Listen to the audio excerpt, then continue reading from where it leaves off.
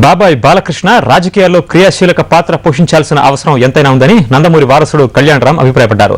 టీడీపీకి మద్దతుగా నందమూరి అభిమానులు క్యాన్సర్ హాస్పిటల్ నుంచి టీడీపీ ఆఫీస్ వరకు ర్యాలీ నిర్వహించారు. ఈ ర్యాలీని కళ్యాణ్ రామ్ ప్రారంభించారు. వచ్చే నెల 5న జరిగే యువ గర్జనలో నందమూరి వంశం గర్జిస్తుందని కళ్యాణ్ రామ్ ఇతర పార్టీల్ని హెచ్చరించారు.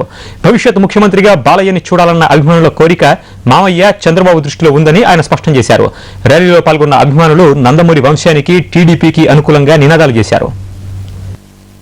ఆయన కోరిక డెఫినెట్ గా మామయ్య గారికి చేరిందండి. డెఫినెట్ గా మామయ్య గారు, నాన్నగారు, వాళ్ళ ముగ్గురు, బాబాయ్ ముగ్గురు కలిసి ఒక డిసిషన్కి వస్తారు, తప్పకుండా వస్తారు. దేని మీద వస్తారంటే ఇంకా still time is there, time ఇంకా ఉంది. అది మీరు మామయ్య గారు అడగాలండి, నన్ను కాదు.